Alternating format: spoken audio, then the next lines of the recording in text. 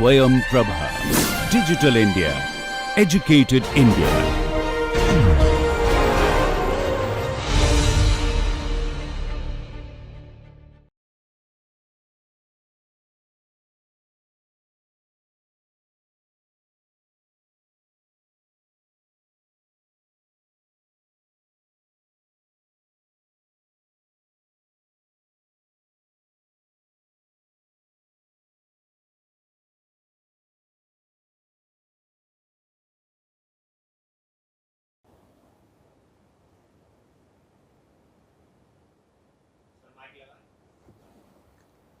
Welcome to another lecture of this course Philosophy of Architecture. Today is lecture number 8 and the title of today's lecture is Aesthetic Principles of Architecture number 3. In today's lecture, we would be looking at architecture and mathematics, the relationship between the two, utility as a condition of beauty, Schopenhauer's thesis on architecture, and gravity and rigidity as the aesthetic material.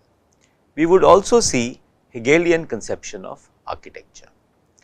You would have noticed that in the previous 7 lectures or so, we have been alternating back and forth between thinkers, architects and philosophers from the past to the contemporary. We began with Vitruvius in the 1st century AD, who created 10 books on architecture. And then we went to Indian and Chinese thinking on architecture, which was notably Mansara and Ingzhou Fashi. And then we looked at some other philosophers who have spoken on architecture.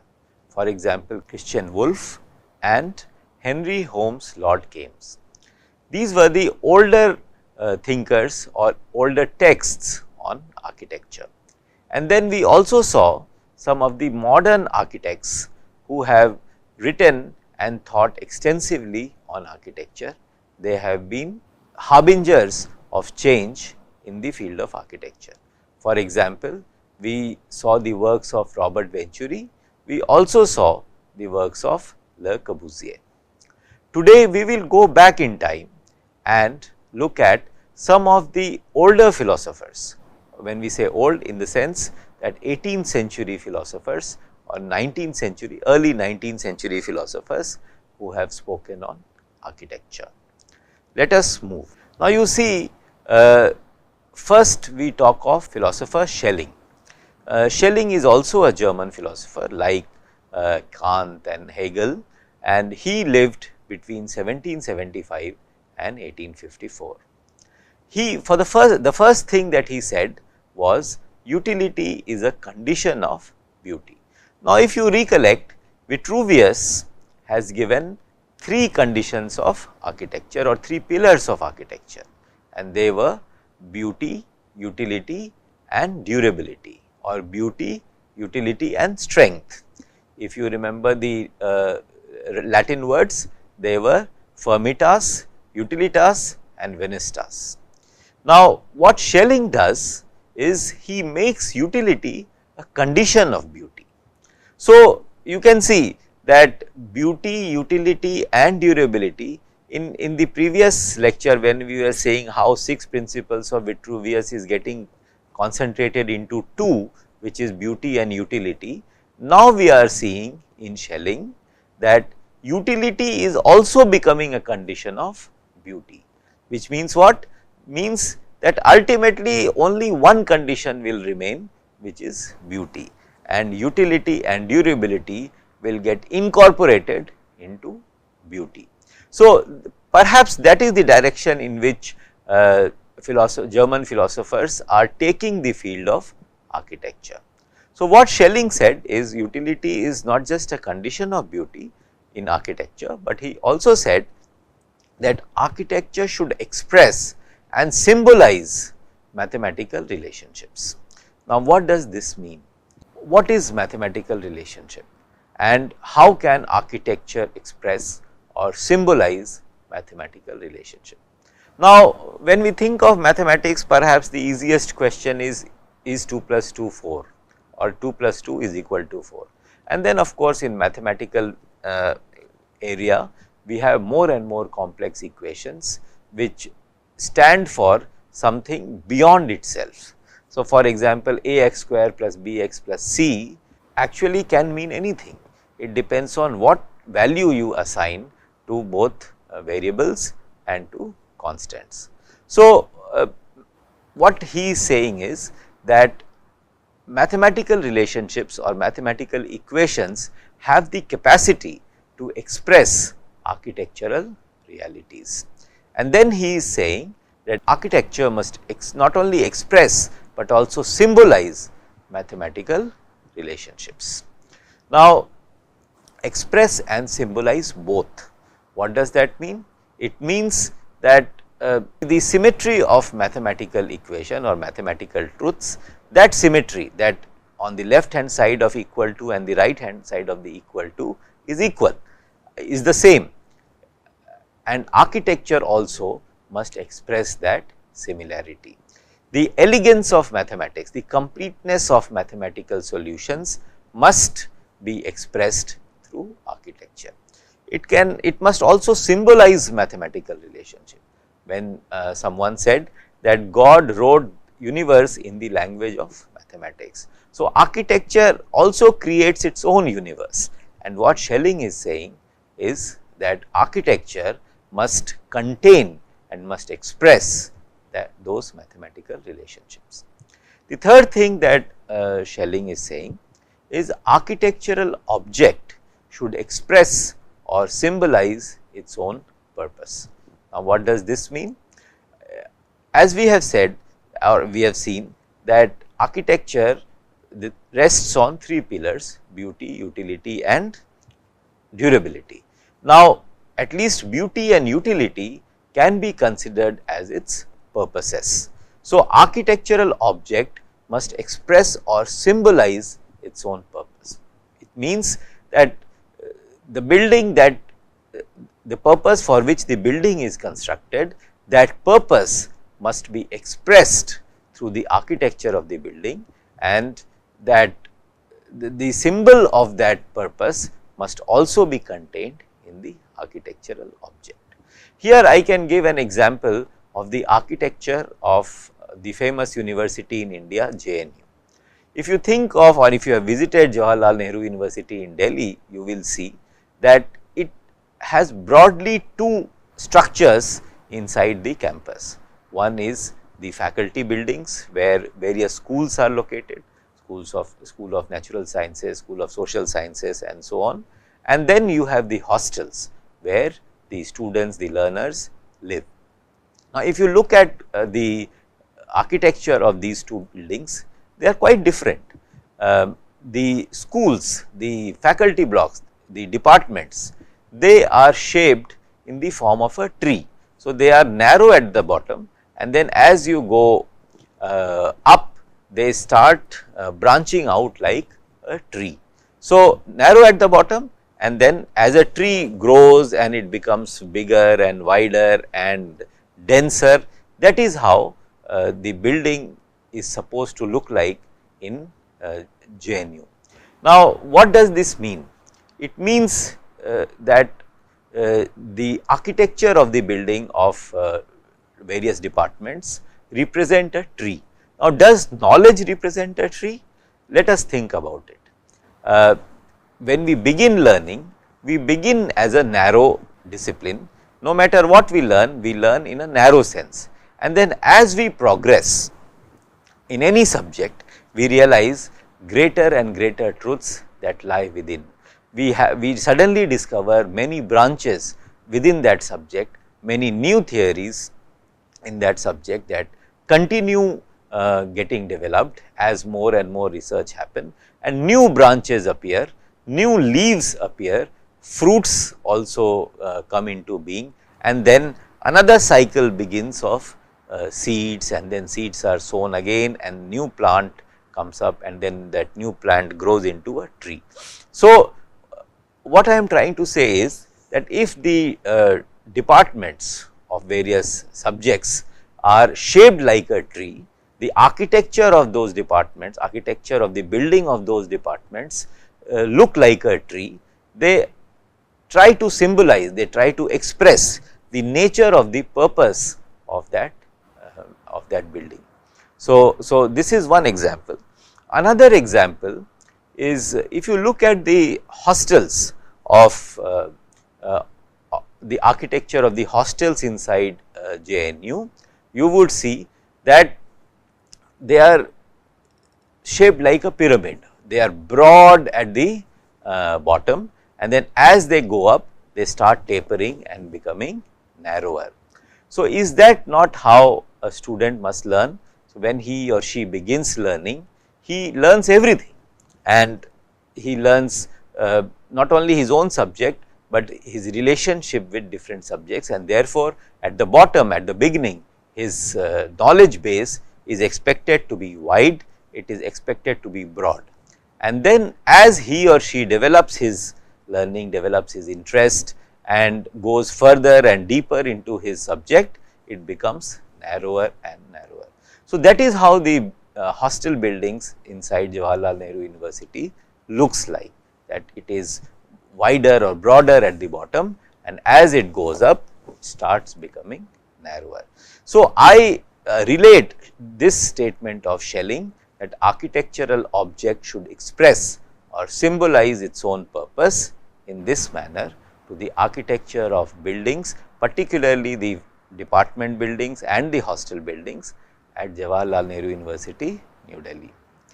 Schelling also says that art is the universal organ of philosophy. Now, here he is not talking just about architecture, he is talking about art in general, and he is giving a relationship between art and philosophy. So, he is saying that art is the universal organ of philosophy. Now, philosophy, all of us know and understand that it is a fairly abstract subject. It raises questions that often we do not have answers, and we do not even know how to go about finding the answers to those questions.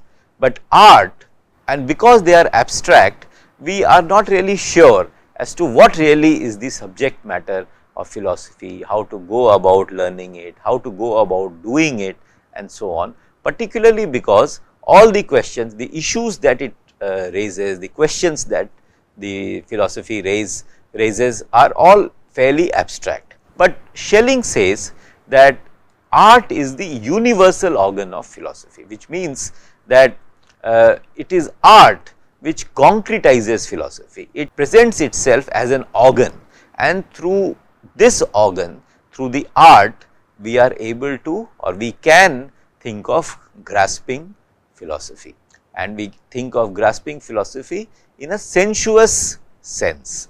So, organ, moment we say organ, what comes to our mind is perhaps a musical instrument, or perhaps something which can be touched and felt. So, art, as we know, has a form. It can be varying degrees of form and varying degrees of materiality, but it does have a form, no matter which art we take. Whether it is poetry, poetry has a form in terms of meter and sound, whereas painting has a form in terms of canvas and color, and so on. So, art is always sensuous, it has a form, and through that form, Schelling says that philosophy can be grasped. So, he goes further and he says that it is the product and expression of identity of the conscious and unconscious in self. So, art as the universal organ of philosophy. See, why are we discussing this? We are discussing this because he is saying that architecture is art, and he is discussing the nature of art. So, therefore, in an indirect way, he is discussing the nature of architecture. So, we must keep this relationship in mind, because in mathematics we say x leads to y, or x causes y, y causes z, so x causes z. So, this kind of relationship is something that we must keep in mind when we are discussing abstract ideas, particularly related to philosophy and architecture. So, let us come back to this equation or this suggestion of Schelling, where he says that art as the universal organ of philosophy is actually product and expression of identity of the conscious and unconscious in self. So, we know that the self that we have is a combination of conscious and unconscious. All of us know that our personality, our self is only partly visible. Sometimes we say 2/3, sometimes we say 4/5 of our self is actually under water or below the surface. And that part of our self which is below the surface, which is not available to us easily or not available to us at all, is called unconscious. So, art, what he is saying is actually the product and expression of that combination of conscious and unconscious in self. So, when we create something, when an artist creates a painting or a musician creates a tune or an architect creates a building, that creation or those creative images which inspire him and which takes him towards what he has to create is actually a combination, is actually a product and expression of that combination of conscious and unconscious that reside inside his self. And then he must be conscious of this identity. See, this identity, that it is a combination of conscious and unconscious, this is something that the artist must be conscious of, artist must be aware, because only if he is aware, he will be able to use the raw materials supplied by both conscious and unconscious. He also says that the art as the universal organ of philosophy is a combination, or it is a product and expression of real and ideal. Now, what is this real and ideal? Real is that which is available to us in terms of touch and feel, in terms of sight and so on, and ideal is that which is the signified, which is the idea behind the real. So, the concept behind the real. So, for example, this table. So, we can see that this table is yellow in color, it is hard, it is made of wood and so on. So, we can describe all of it, its reality, that is real, but the concept of table, the tableness of a table is the ideal. So, art as the universal organ of philosophy is product and expression of real and ideal. So, something like that is what Schelling said about art and indirectly about architecture. Let us move forward. He also created something called a continuum of the meaning of art, and you can see in the picture that there is a continuum, and on one side of the continuum lies material, real, architecture and conscious. On the other side, you see the opposite of what lies on the left. So, opposite of material is mental. So, mental means something which is abstract, something which lies inside your mind, whereas material is that which lies outside, you can see, you can feel. So, material and the opposite of it is mental, real and the opposite of that is ideal, architecture and opposite of that is literature. And in what sense it is opposite? Architecture deals with that which is concrete, that which is hard, that which is that can be touched and felt, whereas literature is, the material for literature is abstract, it is ideas, it is words. So, architecture and literature lie at the two ends of the continuum, and then conscious and unconscious. Conscious is what we are aware of, unconscious is what we are not aware of. So, meaning of art has this continuum and it can vary from one end to another. I will give an example and then explain this continuum. All of us know about the painting Mona Lisa. Now, Mona Lisa, imagine that painting Mona Lisa created by Leonardo da Vinci. Now, if you think of Mona Lisa painting as an artistic object, let us look at how it can be understood in this continuum of the meaning of art.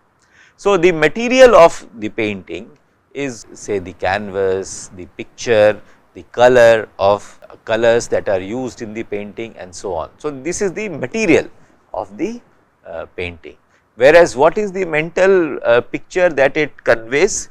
The mental picture is that it is the painting of a woman, a painting of a beautiful woman who has a lovely smile. Now, and a smile that is mysterious. So, between material and mental, this is how we can understand the painting Mona Lisa. Now, real and ideal.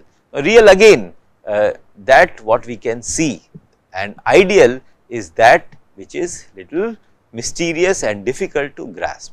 For example, the way she is smiling. Now, the mysterious smile of Mona Lisa has been a topic of discussion for a long time, almost 400 years now. Now, what is that smile because of which everybody is still besotted, still perplexed as to what this smile is all about?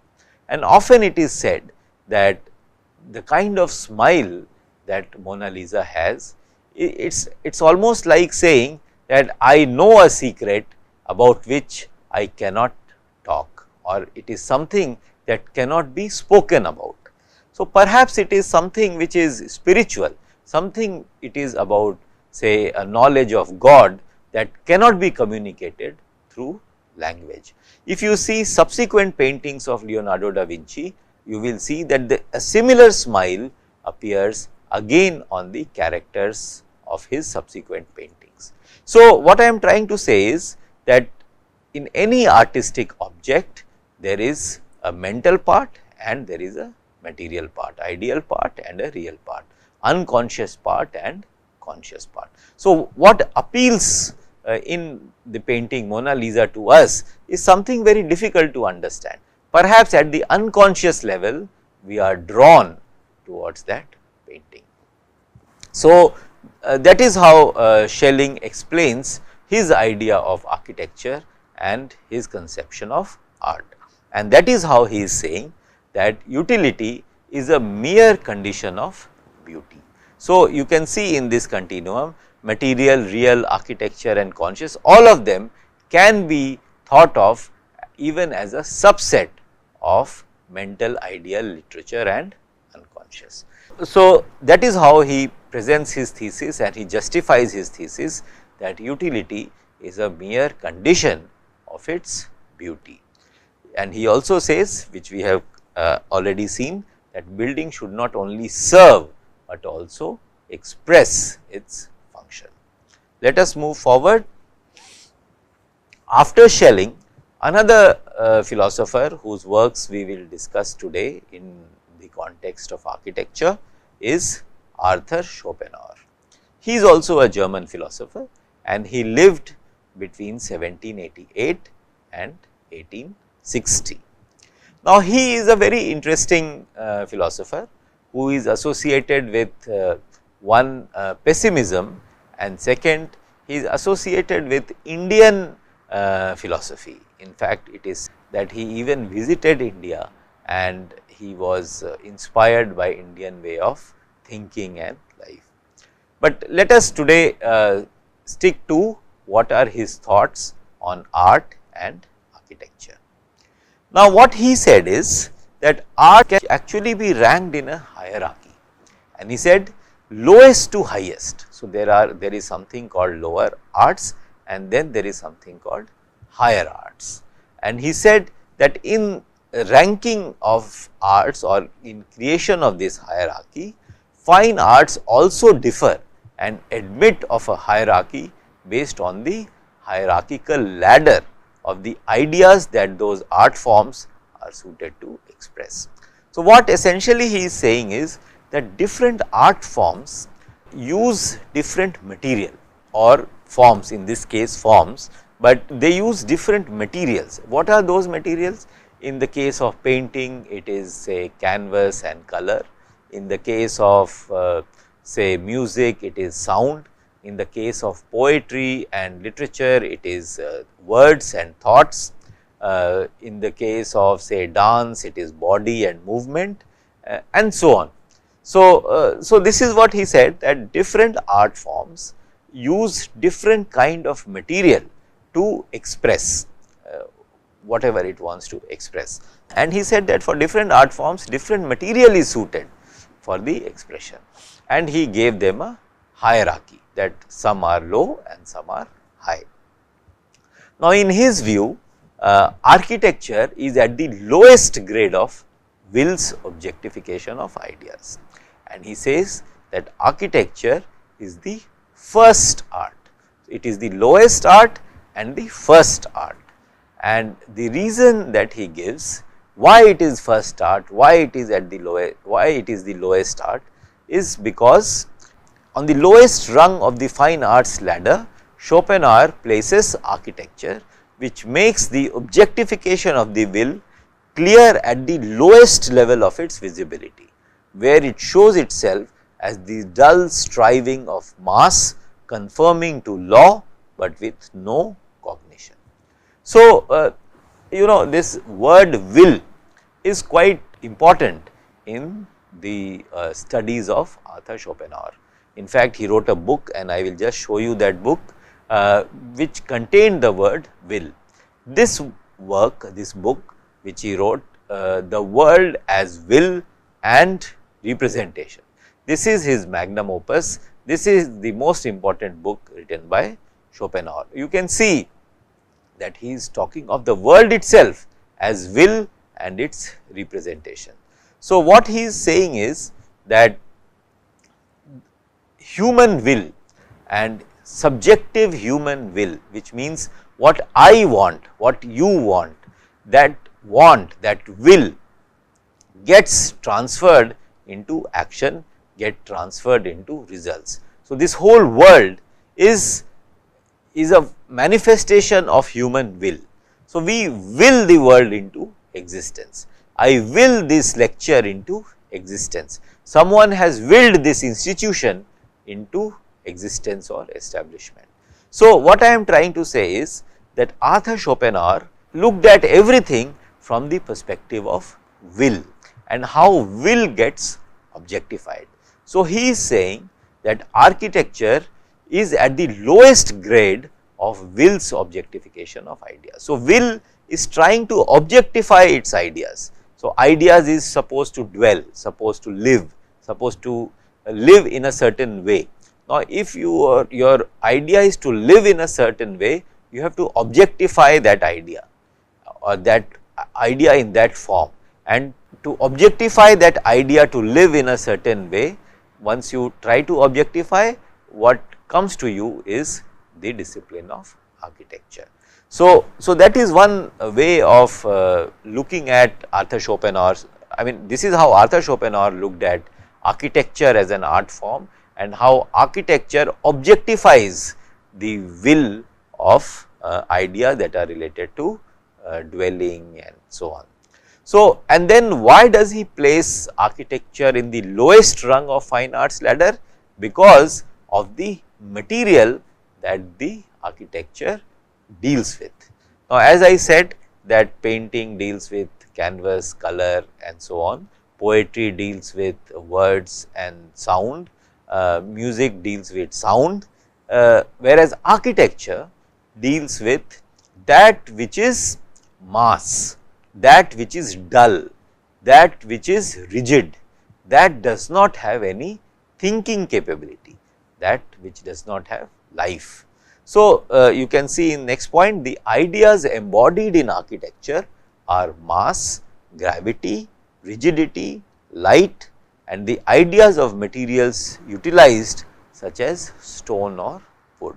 So, he places architecture as the lowest rung of fine arts because of the material, and the material is these like stone, wood, mass, gravity, rigidity and so on. So, because it is immobile, because it is dead weight, because it does not have any life, it does not have any cognition, it is not live objects that architects are dealing with or fluid objects that architect is dealing with. That is why architect is ranked as the lowest in the fine arts ladder, by Arthur Schopenhauer. And then he says that even in this material, which is dead material or stolid material, the conflict between gravity and rigidity. So, you can see that whichever material you take, whether it is wood, whether it is stone, whether it is cement and so on, sand, you will see that all this material has rigidity, okay, they are rigid and they need force to be applied to give them another form. And then gravity plays an important role in pulling them towards earth. So, you have to work on them in such a way that you use the rigidity and the gravity to as aesthetic material to be used in making the building. So, what he is saying is that the conflict between gravity and rigidity is the sole aesthetic material in architecture. And then as he is talking about architecture and these materials which are dull, he also talks about gardening, because he says that a gardener also deals with similar material, but it is slightly higher because it deals with plants and trees and flowers, which are actually living material, which are not dead like stone or wood. They are not rigid, they are not so much affected by gravity. And so, he mentions gardening as slightly on the higher scale than architecture when it comes to fine art. Let us move forward. So, Arthur Schopenhauer, as I said, he created a hierarchy among the fine arts, and I have tried to depict that hierarchy with the help of this picture. You can see that it starts at the lowest level with architecture, and then it moves up slowly, the first being landscape gardening, then next being sculpture and painting and poetry, and then music. So, for Schopenhauer, music is the highest form of art. It is the highest form of art because it requires the least amount of concrete material. It is abstract and it continues, it can continue even without any material, and it is the highest form of will's objectification of ideas. It can just be done, and it has the power of moving human beings in an unexplainable way with least amount of concrete material. So, this is the hierarchy Arthur Schopenhauer created for fine arts. In some sense, Arthur Schopenhauer also anticipated Walter Gropius and Mies van der Rohe. You may remember these two names. Mies van der Rohe is an architect whose work we discussed in one of the last lectures. He is the person who said less is more. So, the simpler the work is, the better it is, the more it conveys. That is the statement of Mies van der Rohe. That is what he is known for, that is what he stands for. And Walter Gropius is also a designer and architect, and he is the founder of the discipline called design.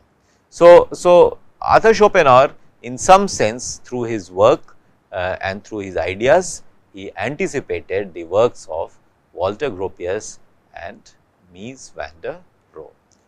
Let us move forward and then come to another philosopher equally great, and his name is Hegel. And you know, he made a beautiful statement which we can see on our screen, and he said that architecture as a means to recognize the rose in the cross of the present and thereby to delight in the present. Now, these are poetic sentences, poetic statements, and your interpretation of it is as good as my interpretation. However, I will interpret it in the context of architecture. Now, we have been talking about architecture as an event.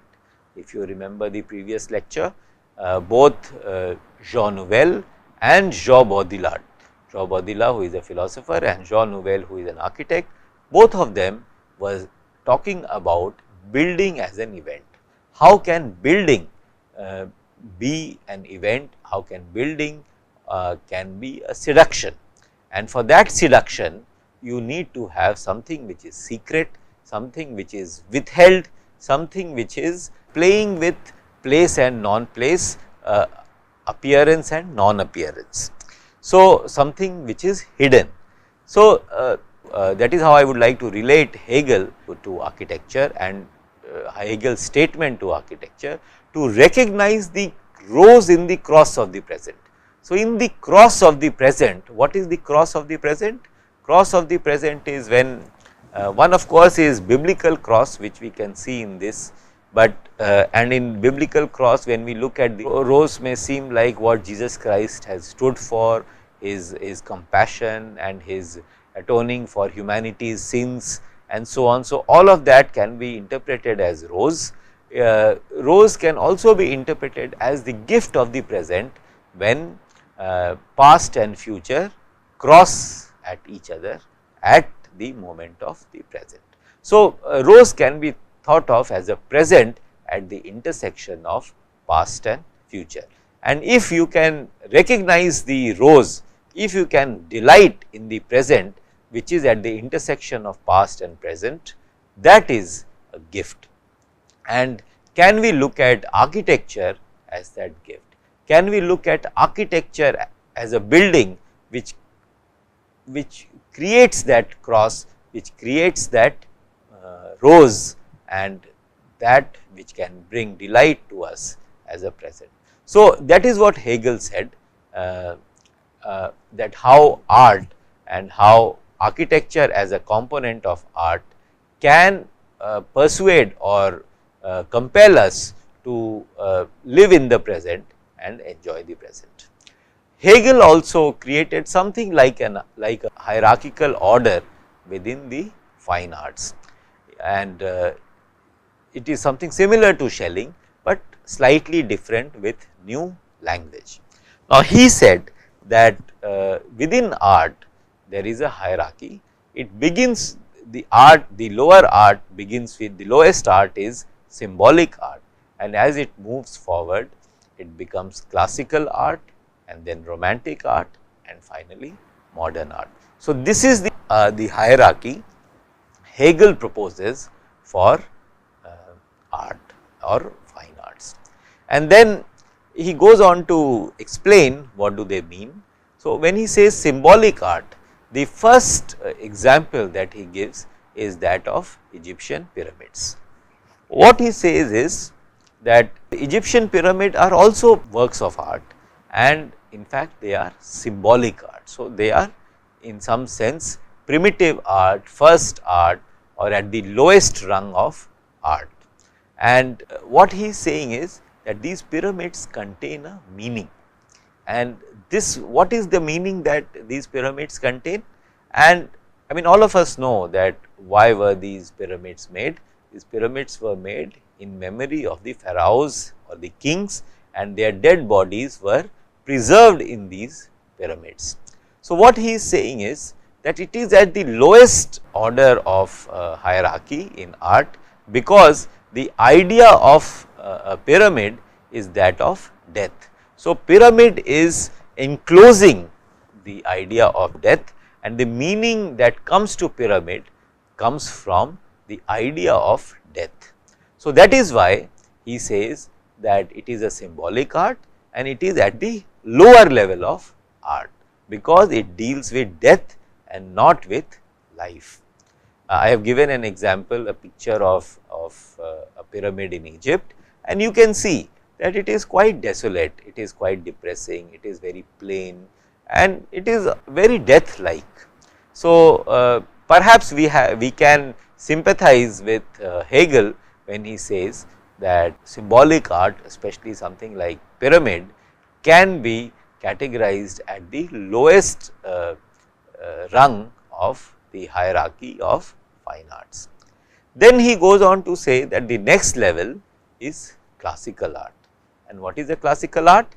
He says that architecture provides the surrounding for and so becomes the servant of a sculpture that is itself the embodiment of free spirit. So, in the mind of Hegel, it is sculpture which is at a higher level than architecture, and he says that think of a building or think of a temple, and in the temple what do you have? You have the structure of the temple, and inside you have the statue of a deity or sculpture of a deity. Now, a temple becomes a temple not because it is of a certain shape, it becomes a temple because there is God inside the temple, and that God inside the temple is in the form of a statue, is in the form of a sculpture, and it is the sculpture of the God which gives meaning to the temple, the structure of temple, and so on. So, what he is saying is architecture is not the core, architecture only provides the surrounding, whereas it is the sculpture which is God, and it is all the meaning of the surrounding gets derived from the statue of God.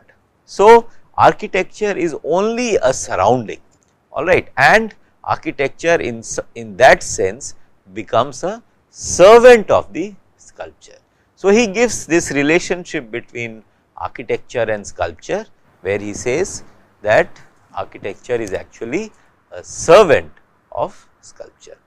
You know, in Hegel, this idea of free spirit or spiritual freedom is very important, and he says that it is this spiritual freedom or it is this free spirit that that finds its way in different forms, and it is these different forms that come to us as art.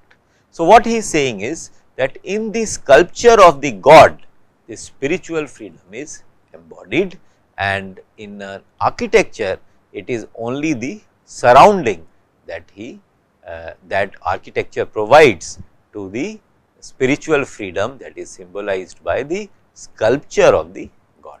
So, moment we try to study Hegel, we must think of spiritual freedom as the guiding spirit or as the most important idea that Hegel talked about, and this spiritual freedom or free spirit, how that has to be embodied or that has to be translated into works of art and in varying degrees, so that different forms of art get developed. So, this is what Hegel had to say. Let us move forward. So, what he says is, as I was saying, that classical art is about this, that spiritual meaning does not reside exclusively in the building. It is not in the building. The meaning, whether it is spiritual or any other, it does not reside exclusively in the building. It resides in that core, and that core is spiritual freedom or free spirit, and it attains meaning outside architecture. So, the architecture of the building does not give meaning, architecture of the building does not give meaning, meaning is conferred upon it from outside, like the statue at the temple houses. I have given a picture of Greek temple ruin, which is in the form in which it is available today, and he also talks about adequate and inadequate conception of spirit, and when we say spirit, we are saying spiritual freedom or free spirit. Alright. So, once you have adequate conception of spirit, that conception finds expression, and that expression becomes art. So, that is what Hegel is saying. Now, from classical art, so first we saw symbolic art, then we saw classical art, and then we are going to the next level as per Hegel, and that is Gothic art or romantic art. Now, what he says is, the first point we have already discussed, that meaning attains its existence in freedom outside architecture, like the statue that the temple houses. So, in this you can see the picture of two churches, and you can see how the spires go up, how the pillars are located and how they are rising up to the sky. So, in the romantic art, Hegel says that the pure function of various components of building are made to serve some further functions. So, for example, pillars were used to support the roof. Pillars were used as load bearing entities, that they hold on to the weight of the building. But here in romantic or Gothic art, what they do is they give it some more function other than load bearing responsibility. So, for example, in churches, the external element, the pillars which used to be outside, are brought inside, and once they are brought inside, they become not only load bearing or decoration, but they start serving the purpose of the idea for which the building is created. So, for example, churches. Now, churches are made for Christian religion, and in Christianity you see that you rise up to the sky, you rise up towards the God. So, you will see that the pillars inside the church become very high, and they go up as if they are reaching the sky. So, that is one element. Second element is in romantic or Gothic art, it is about enclosed spaces. So, inside also becomes quite artistic and ornamental, and they start representing ideas of the religion, and also the, especially in Christianity, the inwardness, that which is essential, that which is inward, that which is reflection, that which is spiritual, all of that is enclosed, or all of that finds refuge in that enclosed space. So, the architecture, the design of the building, etc., is treated in such a way that the Christian inwardness also get expressed in that building. So, this is what Gothic arches are to Hegel as a philosopher when he is thinking of architecture. Let us move forward. So, what Hegel lived from 1770 to 1831. This is a picture of Hegel. You can see he was a professor at University of Jena, Jena, Jena or Jena. Now, what he said, and in this slide I have tried to give concise definition and his ideas on architecture and art. Let us go through it. So, he says that art's purpose is to express and embody free spirit, achieved mostly or most adequately through images of human beings. So, what he is saying is that, I was saying earlier, that this idea of free spirit is something that was introduced by Hegel, and he says that the purpose of art itself is to express and embody this free spirit. This free, what is this free spirit? He wrote a book called Phenomenology of the Spirit. So, the spirit is something which he is equating to God, or the source of that which is spiritual. So, art's purpose is to express and embody free spirit, and he says that it can be expressed only through images of human beings. So, not through the images of something that is inert or something that is animal, it is achieved most adequately through the images of human beings. So, that is why he says that any art which shows human beings is of higher order than that which shows of the lower inert material. For example, in painting, still life, where in the painting what you show is fruits or vegetables or things that are inert, that is of lower order, whereas paintings which show human beings, that is of higher order. Then art is the sensuous expression of divine and human freedom. This is something that we have already said, divine and human freedom. then adequate stroke inadequate expression of inadequate adequate conception of the spirit. So, how an art form adequately conceives and adequately expresses that free spirit. So, there is that all combination permutation of adequate expression, inadequate conception, inadequate expression, adequate conception. So, this permutation combination you can do it yourself, but only if you can conceive adequately, you can express adequately, and this adequate inadequate will result in that hierarchy of art.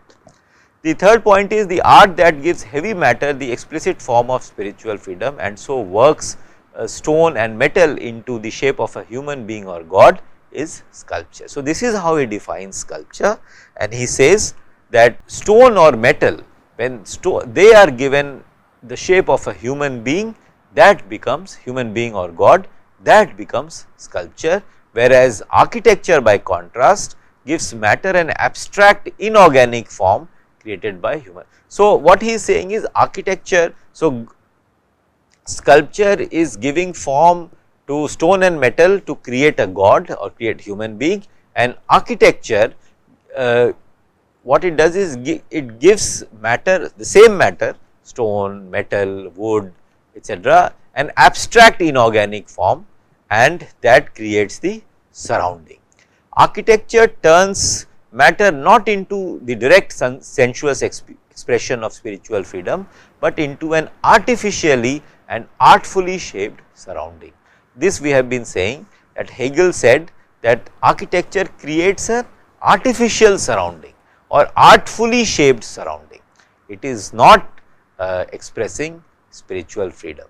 It is not into the direct sensuous expression of spiritual freedom, but an artificially and artfully shaped surrounding. Beauty is not just a matter of formal harmony or elegance. So, he is saying that do not think that beauty is a simple matter of elegance or harmony or symmetry and so on. It has something much deeper inside, which is spiritual freedom, and unless beauty conveys that spiritual freedom, it is not beauty at all. It is the sensuous manifestation in stone, color, sound or words of spiritual freedom and life. So, sculpture and in some sense a derivative of that, architecture is the sensuous manifestation in stone, color, sound or words of spiritual freedom and life. Now, let us come to the final slide. Hegel, as I say, is a great fan of sculpture, and he says that architecture is only providing the surrounding, and it is the sculpture in which human beings are created and gods are created, and he says almost nothing about secular buildings. So, buildings that are universities, buildings that are hospitals, buildings that are public buildings, offices, houses, he has nothing to say, because he does not consider them as art at all. He is interested in architecture only if it is an art. If something is not art, he is not interested, and in architecture also, if architecture is not an art, he is not at all interested in it. He says that Greek sculpture embodies the purest beauty of which art itself is capable.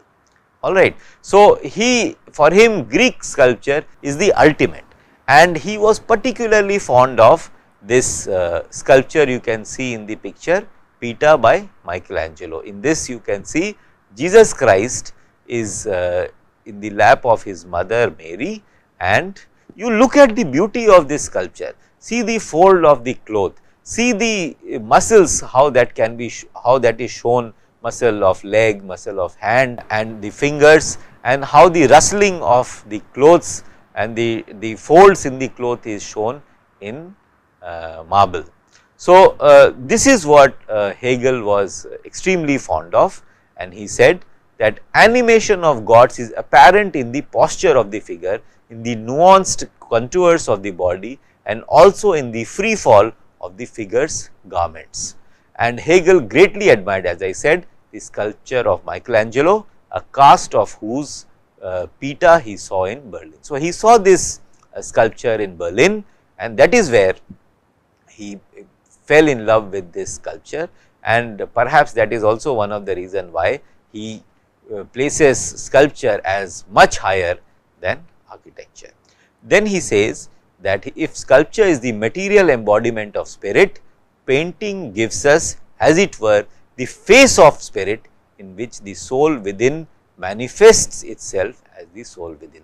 So, from sculpture he goes to painting, and he says that if sculpture is the material embodiment of spirit, painting is its face. So, face of the spirit is painting, and material, the body is sculpture and face is painting. Simply said, this is what Hegel means, that I repeat, body of God or body of spirit is sculpture and face of the spirit is painting, and the surrounding, which is perhaps a temple or the building, that is architecture. So, he calls painting as objective music, objectified idea in the form of music. So, painting is like objective music. Music, when it is objectified, it becomes painting. And finally, for Hegel, poetry is the supreme art. If you remember, Schopenhauer calls music as the supreme art. So, poetry is below music, whereas for Hegel, poetry is the supreme art, and not big poetry is supreme art because it uses words as thoughts to convey certain ideas. So, that is why poetry becomes supreme art for Hegel. So, this is what we wanted to cover today, the ideas of Schelling, the ideas of Schopenhauer and of Hegel, all three classic German philosophers, in terms of the ideas of architecture. I hope you enjoyed the lecture very much. Thanks a lot. Thank you.